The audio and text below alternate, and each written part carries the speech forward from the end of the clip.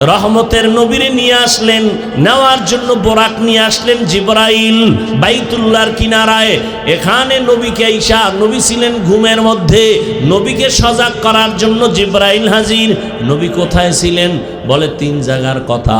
নবী চাচাতো বোন উম্মে হানির ঘরে ঘুমান, কেউ বলে না নবী হাতিমে কাবায় ঘুমান্ত, কেউ বলে না নবী শিয়াবে আবু তালিবের মধ্যে ঘুমান্ত।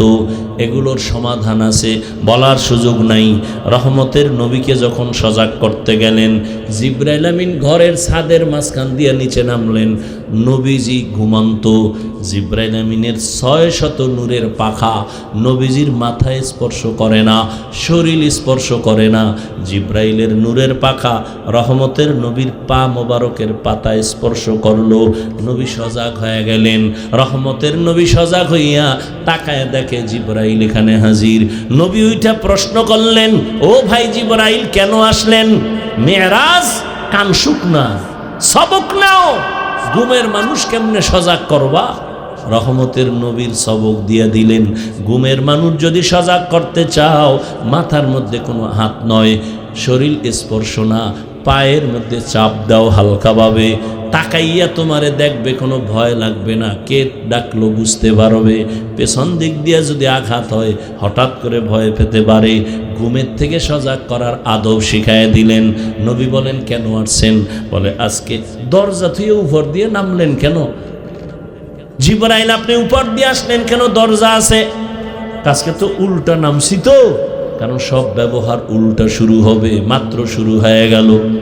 আজ আপনার সাথে সব মুআমালা হবে উল্টা। নবীকে ধরিয়া চলে গেলেন হাতিমে কাবায়, ওখান থেকে জমজম কূপের কিনারায়। রহমতের নবী বলেন আমাকে জমজম কূপের কিনারায় নিয়ে চিৎভাবে শোয়াইয়া আমার বুকটাকে চিরলেন। এরপরে কলবটাকে বের করিয়া স্বর্ণের পেয়ালার মধ্যে রাখলেন। জমজমের পানি দিয়া ধুইয়া এবার ভেতরে দিয়া হালকা চাপ দিলেন। আবার আমি দেখতেছি, সব কিছুই বলি না। আমার মাথার কিনারায় 70,000 ফেরেশতা, আমার ডানে 70,000 ফেরেশতা, আমার বামে 70,000 ফেরেশতা, আমার সামনে 70,000 ফেরেশতা। আমি সজাগ হয়ে দেখি আমার বুক ঠিক আছে, সেলাই লাগে নাই, রক্ত যায় নাই, ব্যথাও পাই নাই। এটাকে এখন বলি ওপেন হার্ট সার্জারি। এই দুনিয়ার চিকিৎসার বিজ্ঞানীরা, তুমি ওপেন হার্ট সার্জারি করে লাভ দিও না। আমার আল্লাহ আমি আমার রসুলকে 4 বার ওপেন হার্ট সার্জারি করেছি, অতএব বাহাদুরি আল্লাহ করবে, তুমি বান্দার কোনো বাহাদুরি নাই। বলার সময় নাই, বহু ঝামেলা চলতেছে ধর্ম নিয়ে বাংলাদেশে। ঘুমাইয়া স্বপ্নে দেখি কে যেন স্বপ্নের মধ্যে বলে নবীর কলবটা কি নাপাকনি? কেন? কথা হলে ধুইল কেন? বুঝেননি কথা? সৌদি আরবে হজে যাইবে হাজি সাহেব, সরকার এখন নতুন ভাবে চাপ দিছে, টিকা না দিলে ভিডা, ওরে ঢুকতে দিবি না ইমিগ্রেশনের ভেতরে। টিকা কেন, ইনজেকশন কেন? কয় বাংলাদেশের আবহাওয়া সৌদির আবহাওয়া এক না, এখান থেকে পাওয়ার লইয়া বের হও, সৌদি গিয়া যেন ওই আবহাওয়া তোমার সাথে অ্যাডজাস্ট হয়ে যায়। রহমতের নবীকে আল্লাহ জমজমের পানি দিয়া সব কিছু গোসল করায়া সুন্দরভাবে এবার পাওয়ার দিয়া দিলেন। এমন জগতে রহমতের নবী যাবেন, ওখানের আবহাওয়াও যেন নবীর কোনো ক্ষতি করতে না পারে, ওখানের আবহাওয়া যেন কোনো ক্ষতি না হয়। ও নবীর উম্মত, খবরদার রহমতের নবীর উপরে ভক্তির সাথে কথা বলবা। আল্লাহ সবাইকে তৌফিক দান করেন। নবী বললেন বোরাকে উঠলাম, বাইতুল্লাহ থেকে 1 মাস লাগে বাইতুল মাকদিসে যাইতে। 1 কদম 1 পলকে আমি বাইতুল মাকদিসে গিয়া হাজির হয়ে গেলাম। 1 কদম। আমি এই সফরে বাইতুল্লাহ থেকে বাইতুল মাকদিস 1 মাস আমার যাইতে লাগছে 1 পলক। এর মধ্যে মদিনায় নামছি, নামাজ পড়ছি, মুসা নবীর এলাকায় দেখছি। আল্লাহ আমাকে দিয়া দেখায়া দিছেন, মুসা নবীর কবরের পার্শ্ব দিয়া যাই, তাকায়া দেখি মুসা নবী নামাজ আদায় করতেছে। কি করে? কবরের উপরে না নিচে? এখানে আরো ভেজাল লাগিয়ে গেছে। প্রত্যেকটা পয়েন্টে পয়েন্টে সবক। সোমবার দিন জোহরের নামাজের আগে রসুলের ইন্তেকাল, বুধবার দিন যাইয়া তাহাজ্জুদের সময় রসুলের দাফন। এত দেরি হলো কেন? নবীর সুন্নাত হলো তাড়াতাড়ি মাইয়েতের দাফন করো, নবীর কেন দেরি হয়ে গেল এত টাইম?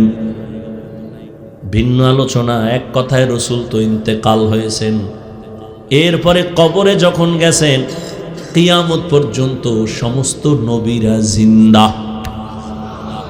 قال رسول الله صلى الله عليه وآله وسلم الأنبياء أحياء في قبورهم يصلون। সমস্ত নবী রাসূল কবরে জিন্দা, নামাজরত অবস্থায় আছেন। আল্লাহ কয় ওয়াহুম ইউরজাকুন, আমি তাদের খানা দেই।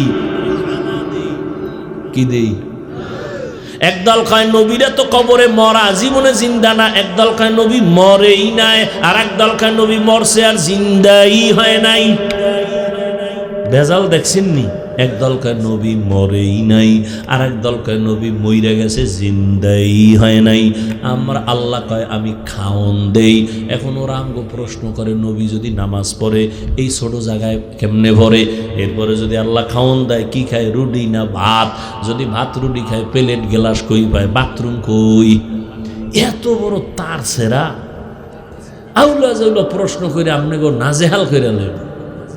এখন এই আহাম্মকের জবাব কখন দিব? সুযোগ আমার নাই। অনেক বয়ানে জবাব দিয়েছি, তারপর 1 মিনিটে বলে যাই।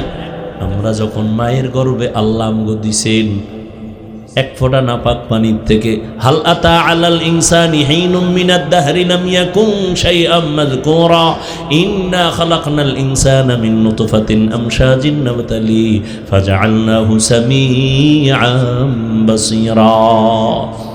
وَلَقَدْ خَلَقْنَا الْإِنسَانَ مِنْ سُلَالَةٍ مِنْ طِينٍ ثُمَّ جَعَلْنَاهُ نُطْفَةً فِي قَرَارٍ مَكِينٍ ثُمَّ خَلَقْنَا النُّطْفَةَ عَلَقَةً فَخَلَقْنَا الْعَلَقَةَ مُضْغَةً فَخَلَقْنَا الْمُضْغَةَ عِظَامًا فَكَسَوْنَا الْعِظَامَ لَحْمًا ثُمَّ أَنشَأْنَاهُ خَلْقًا آخَرَ فَتَبَارَكَ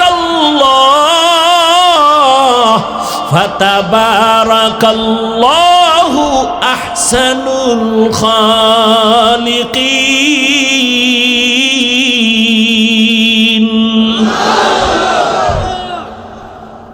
ব্যাখ্যা দেওয়ার সুযোগ নাই। মায়ের গর্ভে যখন বাচ্চা আসে, যেদিন 40 দিন নাপাক পানিটা রক্তের পিণ্ড, আবার 40 দিন পরে এই পিণ্ডটা গোশত, আবার 40 দিনের মেহনত চলে, মেহনতের পরে আবার হাড্ডি, এর উপরে গোশত, এভাবে 40-40-এর মেহনত চলে।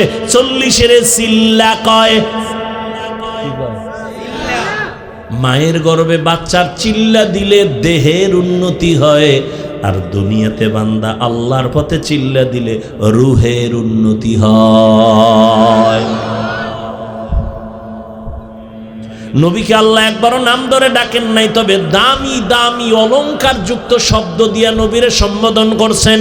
ইয়া আইয়ুহাল মুজাম্মিল কুমিল লাইলা ইল্লা কালিলা ইয়া আইয়ুহাল মুদ্দাসসির কুম ফাআনজির ওয়া রাব্বাকা ফাকাব্বির ইয়াসিন তাহা হামিম। নবীরে আল্লাহ উপাধি দিয়েছেন দামি দামি নবী, রহমাতুল লিল আলামিন, ইমামুল মুরসালিন, খাতামুন নবিয়্যিন, নবী খুলুকে আজিমওয়ালা, নবী কাউসারওয়ালা। আমার নবীরে তো সুন্দর সুন্দর উপাধি, নবী সিরাজাম মুনিরা, নবী বাশীরা ওয়া নাযীরা।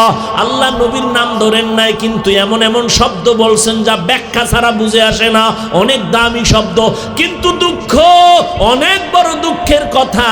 মেরাজের ক্ষেত্রে আমার আল্লাহ নবীকে রসুল বলে ডাকলেন না, নবী সম্বোধন করলেন না, রহমাতুল্লিল বললেন না, নবী কাউসারওয়ালা বলে ডাকলেন না।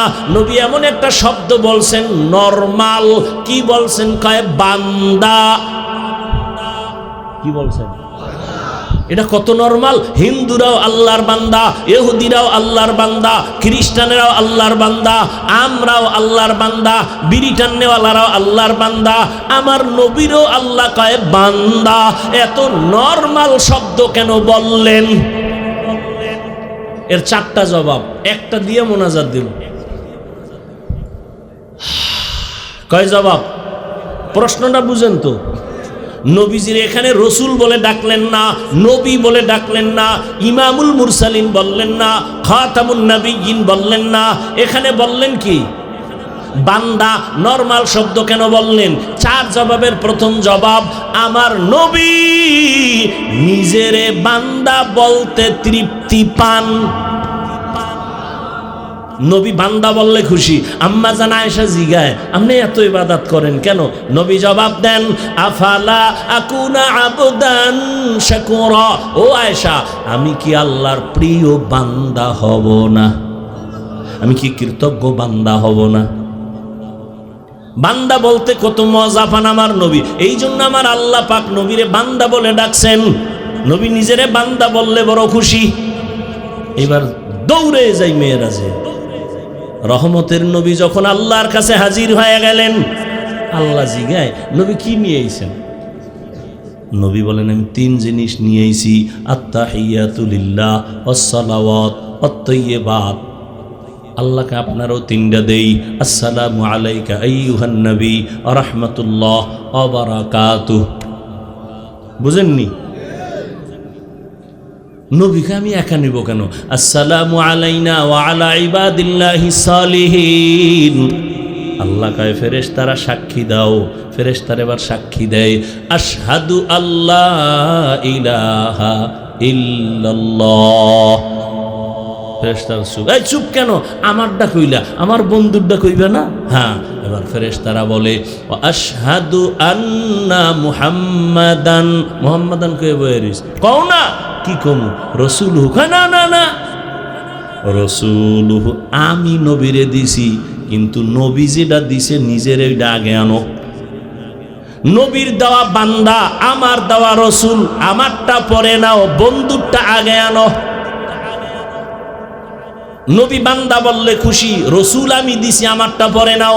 আবদুহু আগে বলো, তারপরে বলো রসুলহু। আমারটা পরে নাও, আমার বন্ধুরটা। কারণ আমার মাকসাদ তো বন্ধুকে পুরস্কার দিয়ে খুশি করব। এখন একদল কয়, ওরে নবী তো দুনিয়ায় বান্দা, ওই আরশে আজিমে তো নবী নূর। আল্লাহ আরাকায়াতে জবাব দিয়ে দিছে, ফাআওহা ইলা আবদিহি মা আওহা।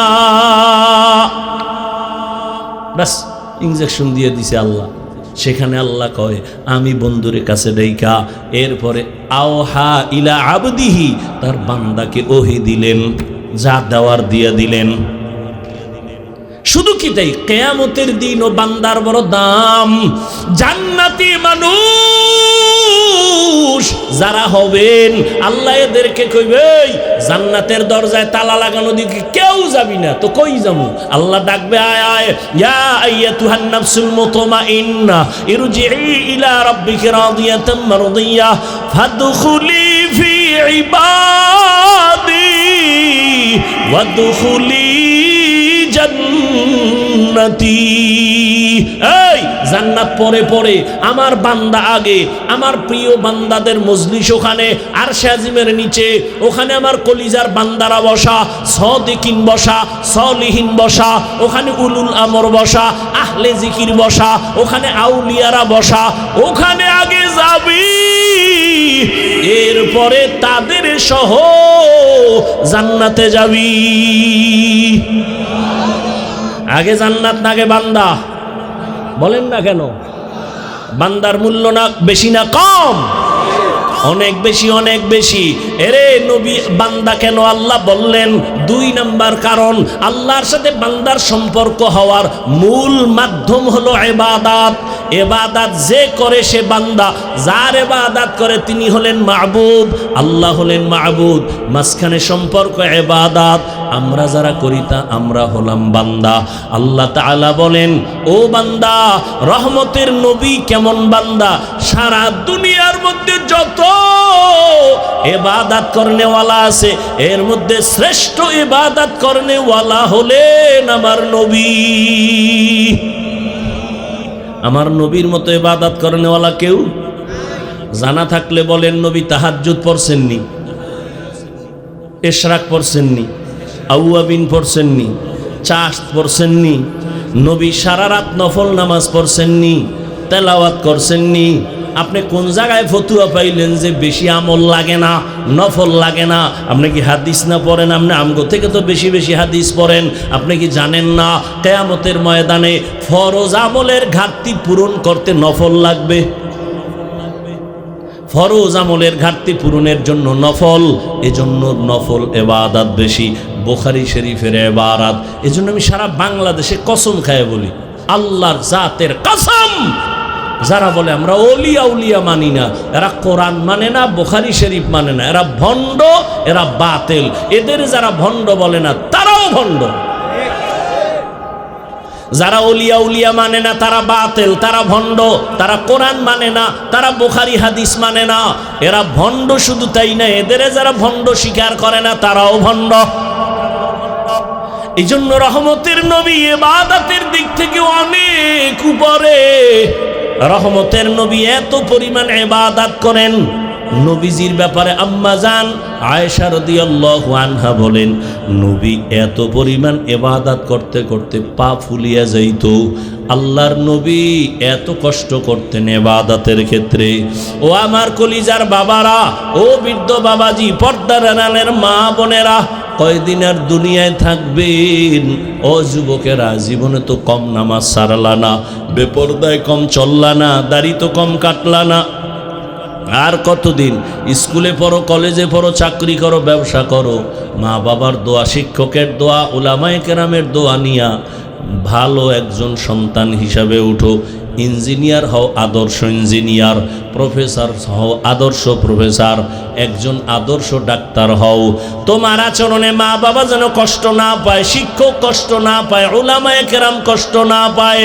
এরে পর্দার আড়ালের আম্মা জান, আপনাদের সন্তানগুলোকে লাইনে রাখার জন্য আপনাদের অবদান বেশি। এ দুনিয়াতে যত সন্তান ভালো হয়েছে মায়ের কারণে। এরে আম্মা জানেরা, এ কারণে তো আপনাদের সম্মান অনেক বেশি।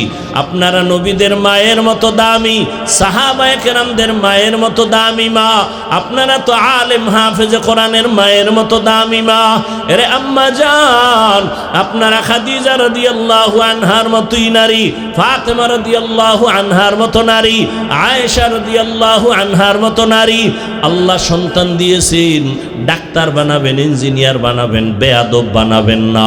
আপনার সন্তানের ব্যবহারে কোনোদিন মা বাপ যেন কষ্ট না পায়, উলামায়ে কেরাম কষ্ট না পায়, শিক্ষক কষ্ট না পায়। আদর্শ সন্তান রেখে যাবেন। ডাক্তার হলেও আপনার জন্য দোয়া করতে ভুলবে না। ও আমার কলিজার মা, আপনার মতো কত মা আছে এখনো পর্দা করে, স্বামীর মাল হেফাজত করে, বেপর্দায় চলে না, মোবাইলে সময় নষ্ট করে না। ও আমার শাহরাস্তির যুবক বাবারা, তোমার মতো কত যুবক স্কুল কলেজে পড়িয়াও 5 বেলার নামাজ পড়ে নাই। তোমার কপাল কেন খারাপ? পারো না? তোমার মতো যুবক র্যাব, আর্মি, পুলিশ, বিডিআরের চাকরি করে, নামাজি। বলো বাবা, তুমি কেন পারো না? আল্লাহ বিবেক দিছে, বিবেকের সাথে বেঈমানি করবা না। তোমার মতো যুবক ডাক্তার, প্রফেসর, ইঞ্জিনিয়ার, 5 বেলার নামাজি, ওসি, ডিসিএসপি, উকিল, ব্যারিস্টার, 5 বেলার নামাজি। তোমার মতো যুবক রাস্তায় গাড়ি চালায়, নামাজ পড়ে। বলো বাবা, তুমি পারো না কেন? অবশ্যই তোমার কপাল অভিশপ্ত কপাল। তোমার কপালে কারো বরদোয়া লাগছে, না হয় তুমি এত খারাপ তো হতে পারতা না। তোমার মতো যুবক নদীর মধ্যে মাছ ধরে, নামাজ পড়ে। বলো তুমি কেন পারবা না? কৃষি কাজ করে, নামাজ পড়ে। বলো তুমি কেন পারবা না? আমি তো একটু আগেও বলছিলাম, আমি হুজুর বানাইতে আসি নাই, আমি বরং তোমার পক্ষে সাক্ষী দিয়ে গেলাম, দোয়া করে গেলাম। স্কুলে পড়ো, ডাক্তার হও, বেয়াদব হইও না, ইঞ্জিনিয়ার হও, বেয়াদব হইও না। তোমার আচরণে কোনোদিন মা বাবার মনে কষ্ট যেন না যায়, তো মরার আগে ধ্বংস হয়ে যাবি। তোমার আচরণে শিক্ষক যদি কষ্ট পায়, লেখাপড়ার থেকে হারিয়ে যাবা। যদি তোমার ব্যবহারে আলেম কষ্ট পায়, চরিত্র তোমার ধ্বংসের পথে চলে যাবে। অতএব তুমি ডাক্তার হও আদবওয়ালা, তুমি একজন ইঞ্জিনিয়ার হও আদবওয়ালা। মা বাবার দোয়া নিয়া, শিক্ষকের দোয়া নিয়া, উলামায়ে কেরামের পরামর্শ নিয়া, নবীর তরিকা মেনে চলো। তুমি যে লাইনেই থাকো, অনুরোধ, তুমি নবীর মোহব্বতে 5 বেলার নামাজ পড়ো, মা বাবার নেক নজর নাও, শিক্ষকের দোয়া নাও, দেখবা ডাক্তার হলো তোমার জীবন সফল। এখনো সময় আছে, তওবা করো। আরে আল্লাহর কাছে মনেরে বুঝাইয়া আল্লাহকে বলো, হে আল্লাহ, জীবনে কত গুনাহ করলাম, মনে চাইছে নামাজ পড়বো না, পড়ি নাই, দাড়ি কাটবো, কেটে ফেলেছি, বেপরদায় চলবো, আড্ডা দিব, পার্কে যাব, তাই করেছি।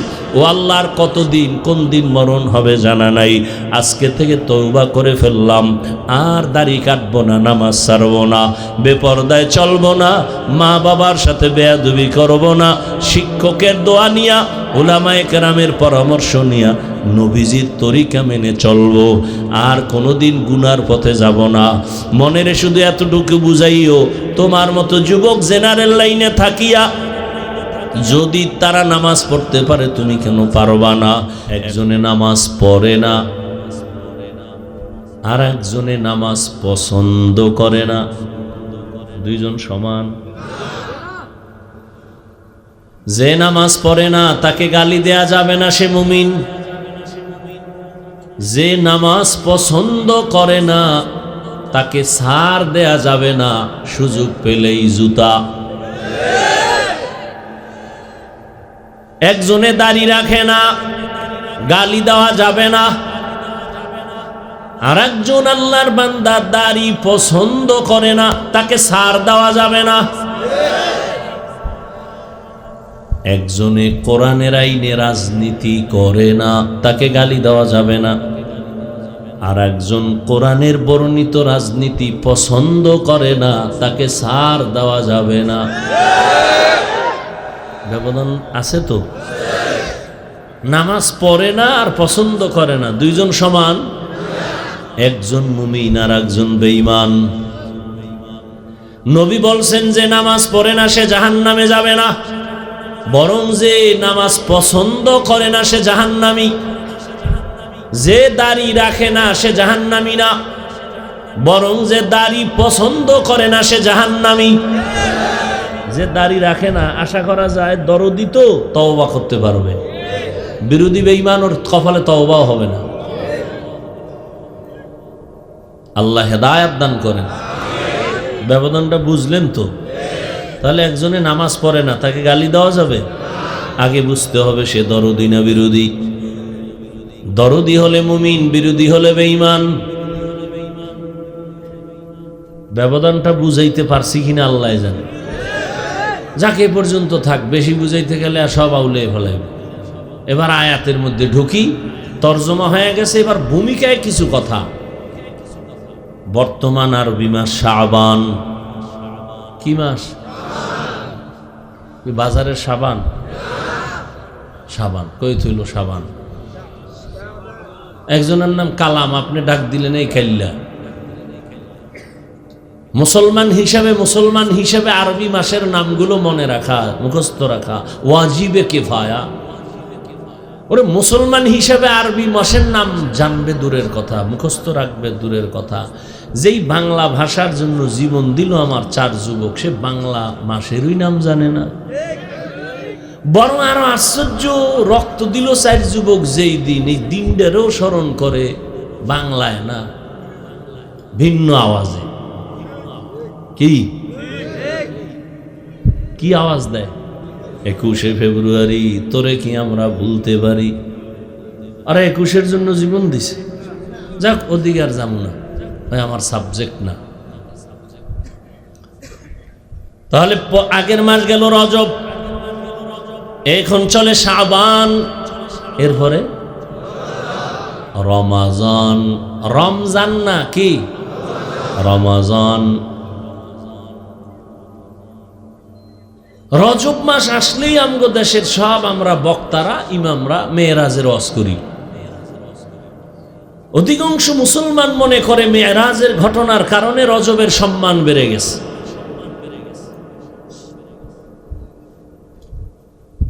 আসলে তা না। রজবের সম্মান সৃষ্টির শুরু থেকে সূরা তাওবার ভেতরে আল্লাহ বলেন, ইন্না ইদ্দাতাশ শুহুরি ইনদাল্লাহি 12 শাহরান ফি কিতাবিল্লাহ ইয়াওমা খালাকাস সামাওয়াতি ওয়াল আরদ মিনহা আরবাআতুন হুরুম যালিকাদ দীনুল কাইয়্যিম। আল্লাহ বলেন গণনার আকারে নিশ্চয়ই বছরে মাস হবে 12টা। বছরে মাস কিয়ামত পর্যন্ত কোন বছর 11 মাসে হবে না, 13 মাসে হবে না। কয় মাসে হবে? সিদ্ধান্ত কার? আল্লাহ বলেন এই সিদ্ধান্ত আমি করেছি, আমার সিদ্ধান্তটা স্থায়ী অস্থায়ী না। কিয়ামত পর্যন্ত বছরে মাস হবে 12, 11, 13 হবে না, তবে সময়ের কম বেশি হবে।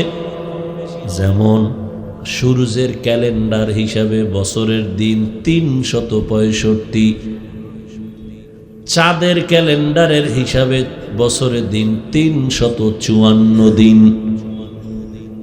চাঁদের ক্যালেন্ডার আর সূর্যের ক্যালেন্ডারে 10 দিনের ব্যবধান। এ কারণে গত বছর যেই টাইমে রমাজান হয়েছিল 10 দিন আগে হবে, কোরবানি যে দিন হয়েছিল আরো 10 দিন আগে হবে। আপনারা ঘুমান? চিন্তা করেন কি পরিমাণ কপাল পোড়া। আমারে কামে লাগে হে ঘুমাইতেছে। আল্লাহ হেদায়াত দান করে। কেউ ভাবটা এমন ধরছে হুজুর রাতে তাহাজ্জুদে ঘুমাইতে রি ভাব দেখা, অথচ সারাটা রাত আকাম করছে মোবাইল লইয়া। সারাটা রাত চেহারা দেখলে বুঝা যায় না। একজনে তেঁতুল খায় বলে টকনা মিষ্টি খায়, ঠোঁটের মিস কলে বুঝো না। আল্লাহ হেদায়াত দান করে। সারা রাত মোবাইল দেখে দেখে চেহারার আলো নষ্ট, চেহারায় কোনো নূর নাই, দেখলে কোনো মায়া লাগে না। অথচ নিজের তো খুব প্রিন্স ভাবো, ওর ভেতনির থেকেও খারাপ দেখা যায়। কার্টুন দেখতে দেখতে নিজে কার্টুন হয়ে গেছে। লজ্জা হয় না কেন? 1500 বছর আগে নবী বলে গেছেন লা ঈমানা লিমান লা হায়া আলা, যাদের লজ্জা নাই ওদের ঈমান নাই।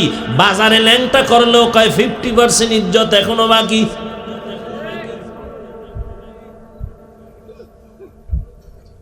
আল্লাহ হেদায়াত দান করুন।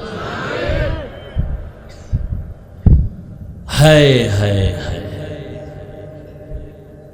বছরে মাস হবে 12টা, এর মধ্যে 4 মাস হবে বড় দামি, বড় সম্মানের। সিদ্ধান্ত আল্লাহ করেছেন কোন দিন? বলে আসমান আর জমিন আমি যেদিন সৃষ্টি করেছি সেদিন কলমকে বলেছি লৌহে মাহফুজের মধ্যে সিদ্ধান্তটা লিখে দাও। বছরে মাস হবে 12টা, এবং এই 12 মাসের মধ্যে 4 মাস হবে অনেক সম্মানের। লাগাতার 3 মাস আলাদা আর 1 মাস, হজের মাস, হজের আগের মাস, হজের পরের মাস। আর এই যে শাবানের আগে গেল রজব, জিকাদা, জুলহিজ্জা, মুহাররম, 3 মাস লাগাতার। আর হলো এই রজব। কি বুঝলেন? এই 4 মাস যে সম্মানিত, তার মানে কি? এই 4 মাসে যুদ্ধ নিষেধ, বিগ্রহ নিষেধ, ঝগড়া নিষেধ। রহমতের নবী দুনিয়াতে আসার বহু আগের থেকে বিধর্মীরা পর্যন্তই 4 মাসের সম্মান করত। রহমতের নবী আসার পর যুদ্ধ বিগ্রহের আদেশ রহিত হয়েছে, তবে মর্যাদা কমে নাই। রজবের সম্মান কি নবী আসার পরে না আগের থেকে? এ কারণে নবী বলেন রজবের চাঁদ দেখলে আমি আমল বাড়ায় দিতাম, এবং হাঁটতে চলতে উঠতে বসতে দোয়া পড়া শুরু করতাম। আল্লাহুম্মা বারিক লানা ফি রাজাবা ওয়া শাবান ওয়া বাল্লিগনা রমাজান। এটা অনেকেই পারে, পড়ে না। জিগাইলে পারি তো। ও ভাই দোয়াটা পড়েননি? পারি তো। হারামও পড়ে না। জিগাইলি পারি তো, পারি তো। ইবলিস কইয়া কি হয়েছে? ও তো বহু পারছে। পারিতোর মধ্যে সফলতা নাই। যদি বলতে পারো করি তো, তো সফলতা। পারি তো সফলতা, পারি তো তো অহংকার, করি তো এটা আমল। আয় আল্লাহ রজব ও শাবানে আমাদের বরকত দান করেন, হায়াতটা বাড়াইয়া রমাজান পর্যন্ত পৌঁছাইয়া দেন। নবীজি দোয়া করে মরলেও যেন রোজায় মরি। রমজানে জাহান্নামের দরজা বন্ধ, শয়তানের শিকল লাগানো, জান্নাতের দরজাগুলো খোলা। অতএব মরণ যদি হয় রমজানে রোজার হালাতে দিও। এই শুরুতেই কিন্তু বইলা লইছি, বয়ান আপনাদের শোনার আগ্রহ থাকলে করব, না হয় ছেড়ে দিব। সব শেষ, খালি দোয়াটা বাকি। নিজের কপালটাও পুড়িয়েন না, অন্যেরও ক্ষতি করেন না। ভাই কি বলবো, সারাটা জীবন মানুষের খালি ক্ষতিই করলেন। আমরা একটা মানুষ, আপনার দ্বারা কোনো উপকার কেউ পাবে না। قال رسول الله صلى الله عليه وآله وسلم خير الناس من ينفع الناس। রহমতের নবী বলেন, ওই ব্যক্তি বড় ভালো মানুষ যার দ্বারা মানুষের উপকার হয়, ক্ষতি হয় না। কি করলেন জীবনে? মায়েরে কষ্ট দিলেন, বাবারে কষ্ট দিলেন, শিক্ষকেরে কষ্ট দিলেন বেয়াদবি করে, আলেমেরে কষ্ট দিলেন, বন্ধু আপনার কথায় অসন্তুষ্ট। জীবনে কি ভালো কাজ করলেন বলেন তো? না আল্লাহর ভালো কাজ করলেন, না নবীর আদর্শের ভালো কাজ করলেন, না মায়ের দোয়া নিতে পারলেন, না ব্যবহার দিয়া বাবার দোয়া নিলেন, না শিক্ষকের দোয়া নিলেন, না কোনো আলেমের দোয়া নিলেন, না কোনো মুরব্বীর দোয়া নিতে পারলেন। মাস্তানি তো যা দেখেন মনে হয় দেশের বড় বুজুর্গ। কি লাভ হবে? কপাল তোমার খারাপ। এরে যুবক, বুঝাবার জন্য বলি, বেয়াদবি ক্ষমা চাই। যদি এই মুহূর্তে মরে যাও, জানোনি তোর মা খুশি হবে। যুবক খেয়াল করিস, তোর বাবা খুশি হবে, কারণ তোর চরিত্র এত খারাপ। মা বাবা জায়গায় জায়গায় লজ্জিত হয় তোর কারণে। মা কাঁদবে ঠিক, তবে মনে মনে বলবে একটা বিপদ চলে গেছে, ওর চরিত্রের কারণে আমি মা মানুষের কাছে লজ্জা পাই। তুই মইরা ভালো হয়ে গেছে। এবার বুঝ তোর কপাল কত খারাপ। নিজেরে প্রশ্ন কর, কি উপকার করছো জীবনে? কার? মায়ের? না, মায়ের সাথে বেয়াদবি করেছো, বাবার সাথে বেয়াদবি, শিক্ষকের সাথে বেয়াদবি, আলেমের সাথে, মুরব্বীর সাথে, বন্ধুর সাথে। একটা ভালো কাজ জীবনে কি করছো বলো তো বাবা? আল্লাহ বেহেশতের বাগানে নিয়ে আইছে, এও শয়তানে গুতাইতেছে, কেমনে উঠবি, আর একজনের লারা দিবি, ভাল লাগে না। কপালের কপাল তো, কপাল যদি পুড়িয়ে যায়, আমি হাফিজুর রহমান কেন আর মক্কা মদিনার ইমাম কেন, স্বয়ং রসুলেও যদি বয়ান করে কপাল খুলে না। এর কপাল এত খারাপ। যেই রহমতের নবীর চেহারার দিকে এক নজর মোহাব্বতে তাকাইলে জাহান্নামের আগুন হারাম। কেমন মায়ার নবী ভালো করে বুঝো, কেমন রহমতের নবী, যার চেহারা মোবারকে একটা নজর দিলে 7 দিনের পেটের ক্ষুধা থাকে না। কেমন মায়ার নবী আমার, যেই নবীর চেহারা মোবারক দেখার জন্য গর্তের সাপ আশেক হয়েছে, গর্তের পিপিলিকা কাঁদে। এত নবীর চেহারা এত সুন্দর, সেই নবীরে একদিন আর দুদিন না 13 বছর পর্যন্ত সামনে বসে দেখলো, বয়ান শুনলো। কত বড় বেঈমানের ঘরের বেঈমান যে কালেমা পড়ল না। ও যুবক, জানোনি এই বেঈমানের নাম? এর নাম কপাল, মনে রাখিস। অন্যদিকে 27 বছরের একটা যুবক তরবারি নিয়ে দৌড়ায় নবীর গর্দান কাটার জন্য। আপনাদের ক্ষুধা লাগছে মনে হয়? অবশ্য লাগছে। বাকি হইল ওই ক্ষুধা কি বাদামে কমবে? তো অজের প্যান্ডেলেই বেয়াদবি কেন?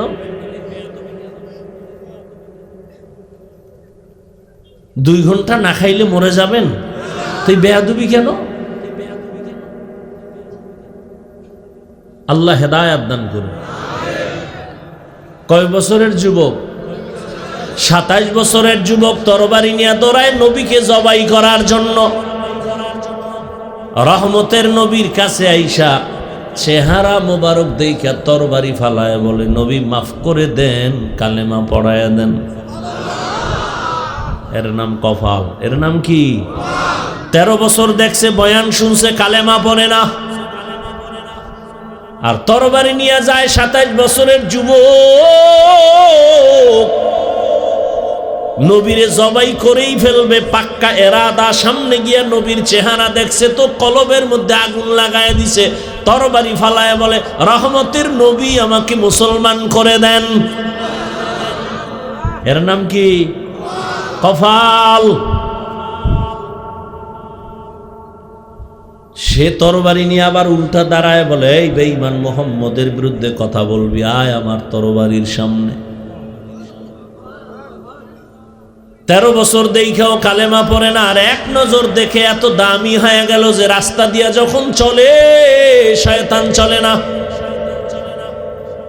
কেমন বেড়া যে মাওলারে শয়তান যুক্তি দিয়া উল্লাইতেছে, আর সেই শয়তান ওই ওমরকে দেখলে ওই রাস্তা দিয়া পালায়। একটা যুবক রাস্তা দিয়া মদের বোতল নিয়ে হাঁটতেছে, হঠাৎ করে তাকায় দেখে ওমর আসতেছে। ভয়, ওমরের কথার আগে তরবারি রেডি, চোখে চোখ পড়ে গেছে, বোতল ফালানো যাবে না, কি করি? ওমর যদি টের পায় মাইরেই ফালাইবে। মনে মনে ডাক দিছে, হে মালিক, আর জীবনে মদ পান করব না, তুমি ওমর থেকে আমারে হেফাজত করো। ওমর সামনে, এই যুবক, কি বোতল দে। বোতল দেয় না, যুবক কাঁপতেছে, গায়ে কাঁপিস না, দে। মদের বোতলটা ওমরের হাতে দেওয়া মাত্র ওমর তাকায় দেখে পুরা বোতলে এক ফোঁটা মদও নাই, পুরা বোতলটাই সাদা দুধে ভরা। हर के दारत खौफे हक़दार दिल मदाम जन्नतुल मअवा देहद उरा मकाम जुज़बा हक़ ची ज़े मखा अज़ इंसो जा फज़ले उआ मस्ते दर जुमला जहा। भाईरा आमार, তাহলে রজব চলে গেল, এরপরে শাবান শুরু হয়ে গেল, বরকতের মাস। হাঁটতে চলতে উঠতে বসতে দোয়াটা আমরা চালু করি, পারি তো না বইলা, পড়ি তো করি তো, এই আমলে আসেন। সবসময় দোয়াটা পড়বেন ইনশাআল্লাহ, আল্লাহ কবুল করেন। রহমতের নবী বলেন, রজব আমার আল্লাহর মাস, শাবান আমি মুহাম্মদের মাস, রমজান আমার উম্মতের মাস।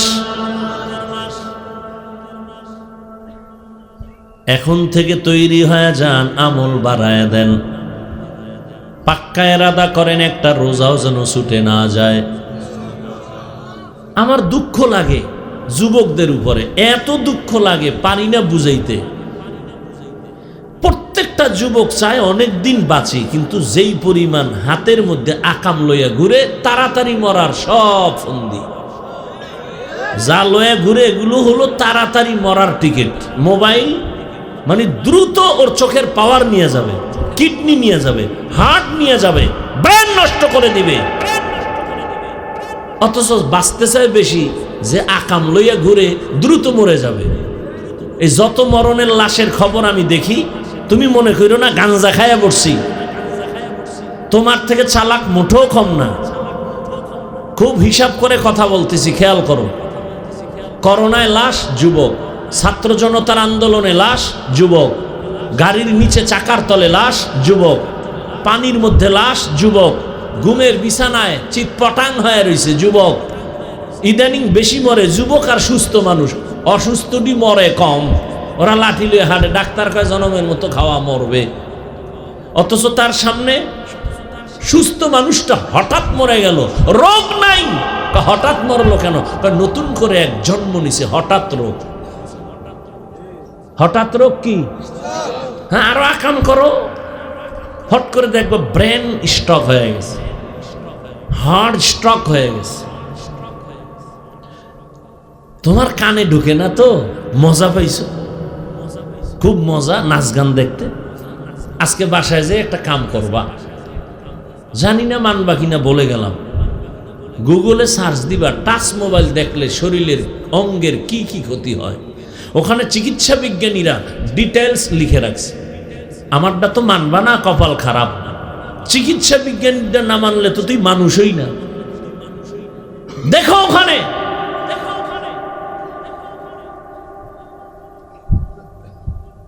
আমি সারা রাত ঘুমে, মানুষের জীবনের সুস্থতার জন্য আল্লাহর দেওয়া এক মহা ঔষধ ফ্রি রাতের ঘুম। আমি ঘুমাইতে পারি না, কপাল খারাপ, তারপর শুকর আদায় করি, আল্লাহ মনে তো চাই ঘুমাইতে পারি না, তো দিনের খেদমত করে যাইতেছি, কি করার, যাইতে যাইতে ফজর। তুমি কি আকাম কইরা সারা রাতের ঘুম নষ্ট করছো বলো তো বাবা?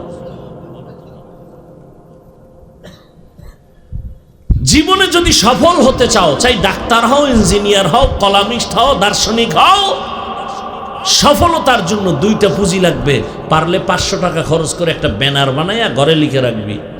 এই দুই পুঁজি না থাকলে আল্লাহর জাতের কসম জীবনে তোর সফল জীবনের চেহারা দেখবি না। লিখে রাখিস, 1 নাম্বার সুস্থতা, দ্বিতীয় সুন্দর চরিত্র। তোমার চরিত্র ভালো কিন্তু অসুস্থ, জীবনের সফলতা আসবে না। সুস্থ কিন্তু চরিত্র খারাপ, জীবনে কোথাও সফলতা আসবে না, জুতার বাড়ি ছাড়া। আর এই দুই পুঁজি নষ্ট করতেছে মোবাইল। চরিত্র ধ্বংস আর ঘুম মাইরা অসুস্থ হয়ে যাইতেছে। অল্প দিন পরেই বিছনায় পড়ে যাবি, হার্ট দুর্বল, কিডনি দুর্বল, ব্রেন দুর্বল। খারাপ লাগতেছে না? পাগল হয়ে গেছি আমি না মনে করতেছে, আর তোরা সব ভালো।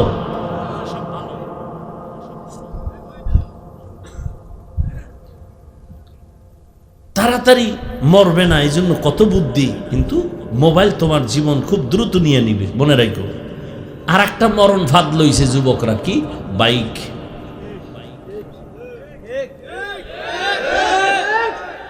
বাইকের আর এক নাম মরণ ফাঁদ। তাড়াতাড়ি মরবি না? হ্যাঁ, তুই মরবি তাড়াতাড়ি, নেই তোর জমে ঠেললে এটারে দিছে গা। ওটা উঠলেই শরীর গরম, আগুন, চাদর মাদর ফালায় দেয়, কি এর শীত, খালি আগুন বাইর হয়।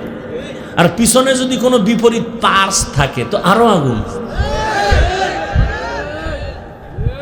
সকাল 9টার সময় ঘুম থেকে উঠছে, ডাক দিয়া বলে, আম্মু। কি বলে? আমি একটু শাহরাস্তি বাজারে যাব। কেন? কয় আমার এক বন্ধু আসবে, কলিগ আসবে, আমি 1 ঘন্টার জন্য। ঠিক তো? কহ। আম্মু বলে তাড়াতাড়ি আসবি। বাইকটা নিয়ে এমন একটা দৌড় মারছে, 1 ঘন্টার মধ্যে আমার বাবা চলে আসবে, মায়ের কান সাজা। 2-3 ঘন্টা হয়ে গেল, মায়ের অন্তরে একটা বাড়ি মারছে। মা টেলিফোন করা শুরু করলো, ঋণ হয়, কেউ রিসিভ করে না। হঠাৎ কে যেন মোবাইলটা রিসিভ করে, বলে কে তুমি? বলে মোবাইলওয়ালার মা। বলে ওর কি বাবা নাই কাছে? দাও, বাবার কাছে দাও। মা দৌড়ে গিয়ে কয়, দেখো তোমার ছেলের মোবাইল কে জানি ধরছে, ধরো। বাবায় বলে কে তুমি? বলে কে তুমি? বলে আমি মোবাইলওয়ালার বাবা। বাড়ি কই? আমার বাড়ি হইল, এলাকার নাম কি? সিকিউরিটির কাছাকাছি। তাই নাকি? বলে হ্যাঁ। সময় কম, তাড়াতাড়ি আসো শাহরাস্তি বাজারে, ছেলের লাশটা নিয়ে যাও। বাইক এক পার্শ্বে পড়ে আছে, ছেলে রাস্তার এক পার্শ্বে, মাথা ফেটে রক্ত বের হচ্ছে, লাশ নিয়ে যাও। যুবক পায়ে ধরে বলছি, বেয়াদবি মাফ করে দে। আমি যা বলতেছি কি বানায় বলতেছি? এগুলো হয় না? হয় না? তা লিখে রাখ, গড্ডে যখন বেরোবি না, মায়ের থেকে চির বিদায় নিয়ে যাস। আর ভালো কামে তো আর যাও না, যাও তো আকাম করতে। তুই তো ভালো কাজে বের হও না, তুই তো যাও আড্ডা দিতে। তা তোরে আল্লাহ বাঁচাবে কেন? নামাজ নাই, রোজা নাই, মায়ের সাথে বেয়াদবি, বাবার সাথে বেয়াদবি, তো তুই বাঁচবি কেমনে? তুই তো চাকার তলেই ঢুকবি।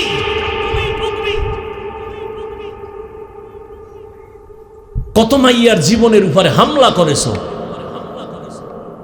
আল্লাহ তোরে এমনে ছেড়ে দিবে? এত সোজা মনে করেছ? আল্লাহ হেদায়াত দান করুন, আল্লাহ হেদায়াত দান করুন, আল্লাহ হেদায়াত দান করুন। মরবি না, তোরে জবাই করবে, জবাই। কার পিছে ঘুরা দাড়ি কাটছ? ও বাবা, তুমি কার পিছনে কি পাওয়ার আশায় ঘুরে নামাজ ছাড়ছো? যার পিছনে ঘুরো লেখ লেখ, এগুলি কলম খাতা লয়ে বইস, লেখা রাখ। যার পিছনে ঘুরে নামাজ ছাড়ছো ও তোর কেমন দুশ্মন জানো? একটু স্বার্থে আঘাত লাগলে শুধু দল থেকে নাম কাটবে না, লিখে রাখ, কল্লা কেটে ফেলবে, মনে রাখিস। সোনার বাংলার চান্দাবাজি আর ধান্দাবাজি রাজনীতি বুঝো? স্বার্থে আঘাত দিবি, দল থেকে নাম কাটবে না, কি কাটবে? কল্লা। এলো চান্দাবাজি আর ধান্দাবাজি রাজনীতির ফলাফল। হায় হায় হায় হায়।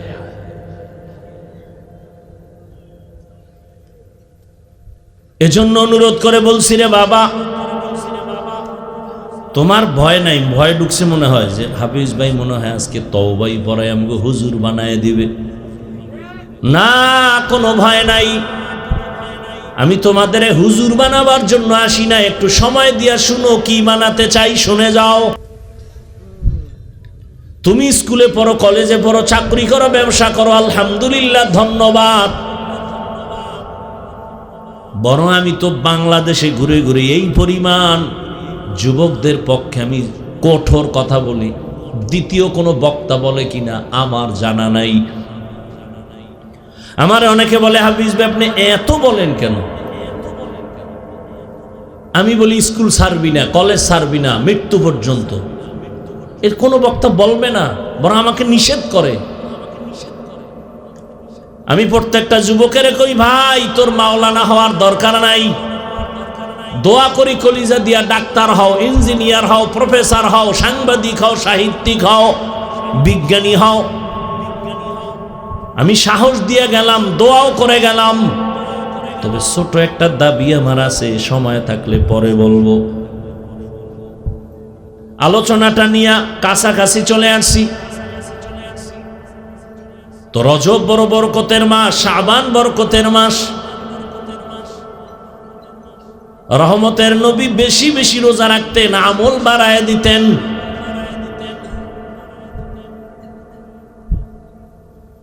আল্লাহ পাক রব্বুল আলামিন নবীকে মেরাজ করাইছেন, এতে কোনো সন্দেহ নাই। তবে রজবে করাইছেন এই গ্যারান্টি দেওয়ার কোনো অধিকার কারো নাই। কারণ রসুলের মেরাজ হওয়ার ক্ষেত্রে 7টা মাসের নাম আছে। কেন কোন ঐতিহাসিক বলছেন নবীজির মেরাজ হয়েছে রবিউল আউয়াল, কেউ বলেছেন রবিউল আখির, কেউ বলেছেন জুমাদাল উলা, কেউ বলেছেন জুমাদাল উখরা, কেউ বলেছেন রজব, কেউ বলেছেন শাওয়াল, কেউ বলেছেন রমাজানে নবীর মেরাজ হয়েছে।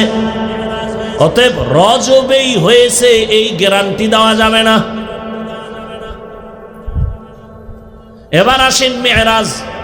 ধৈর্য হবে তো? এই মাত্র শুরু করতেছি মেরাজ নিয়ে। মেরাজ শব্দের অর্থ হলো উরুশ থেকে মেরাজ, সম্মানের লাইনে উপরের দিকে অগ্রগামী হওয়া, এর নাম মেরাজ।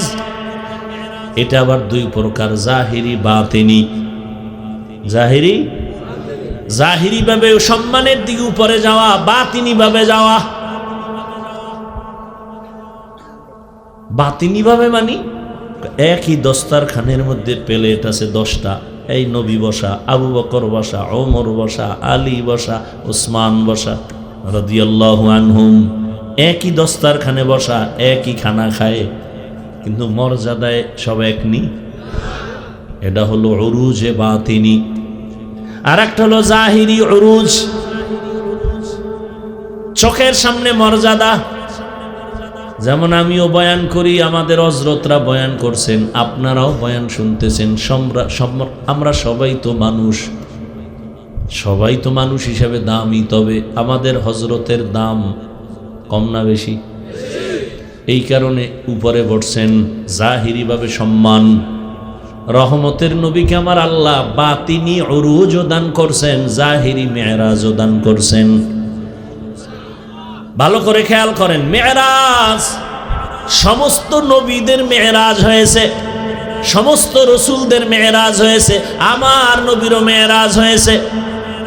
সমস্ত নবীদের মেরাজ জমিনে, আর আমার নবীর মেরাজ হলো আরশে আজিমে।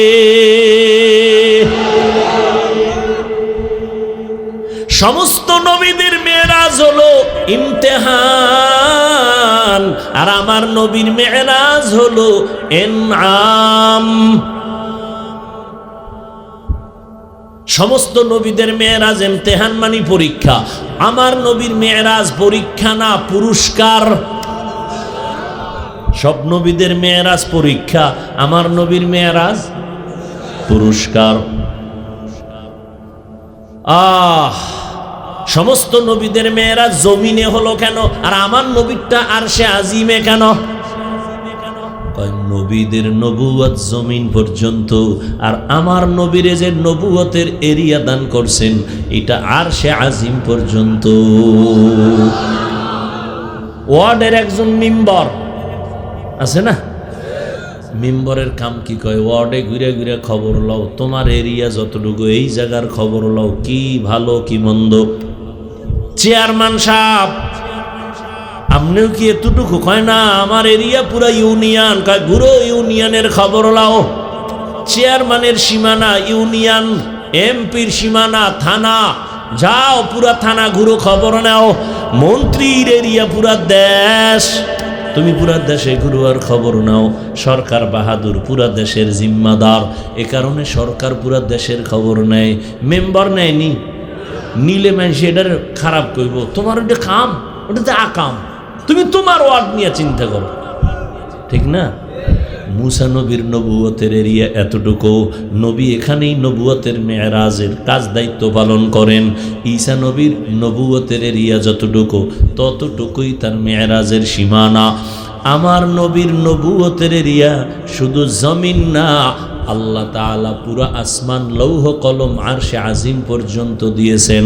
এজন্য আল্লাহ বলেন, আমি রব্বুল আলামিন, আপনাকে আমি বানাইলাম রহমাতুল লিল আলামিন।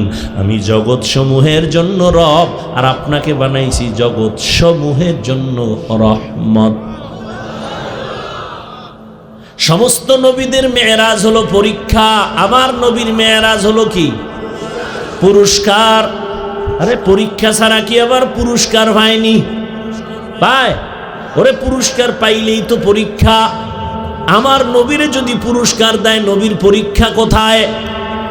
নবীর পরীক্ষা তো সব নবীদের থেকে বেশি, সমস্ত নবী রাসূলদের থেকে অনেক বেশি। মুসা নবীর পরীক্ষা তুর পাহাড়ে চলতেছে, পরীক্ষা মেরাজ। ইউনুস নবীর মেরাজ মাছের পেটে মালিকের সাথে গোপন সম্পর্ক, সম্মানের দিকে অগ্রগামী হওয়া।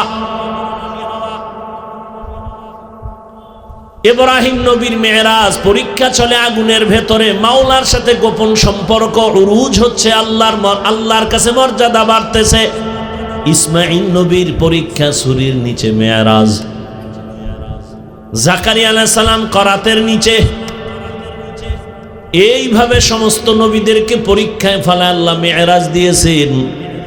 আর আমার নবীর আল্লাহ পরীক্ষা করার পরে পুরস্কারের জন্য আরশে আজিমে ডাকছেন। পরীক্ষা কি? কয় নবী দুনিয়াতে আসে একদিন আব্বা বলে ডাক দিতে পারেন না, কঠিন পরীক্ষা। রহমতের নবী এমন একটা সমাজে আসছেন যেই সমাজের মানুষ চরিত্রহীন, লম্পট। 6 বছরে নবী মা হারায় ফেললেন, নবীর পরীক্ষা। 8 বছরে দাদা আব্দুল মুত্তালিবেরও হারায় ফেললেন, পরীক্ষা।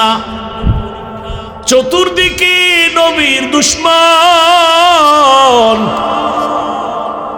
রহমতের নবীরে রাস্তায় কাটা দেয়, বাড়ি আটকায়, নবীকে মেরে ফেলবে।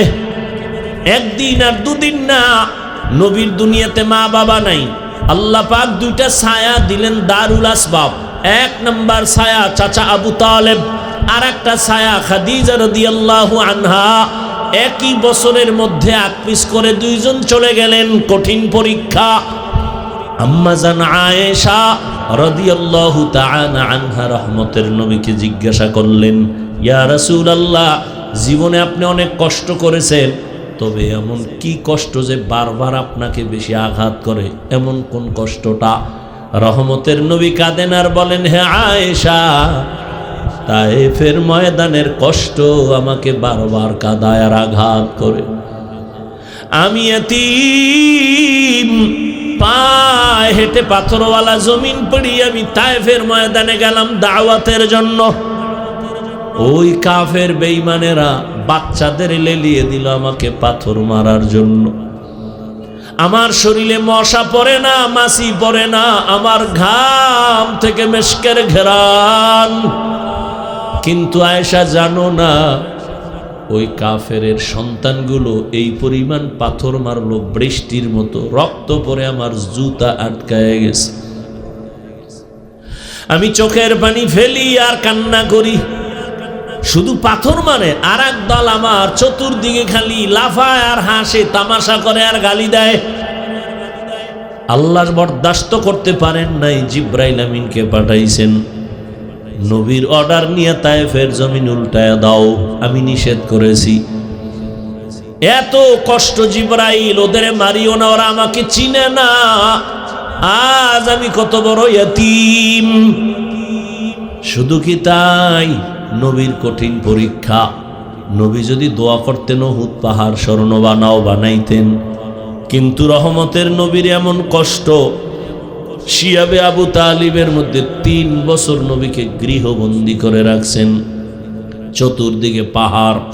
নবী বলেন আমার 4 কন্যা সহ আমরা আটকানো, গৃহবন্দী, খানাও দেয় না, পানিও দেয় না।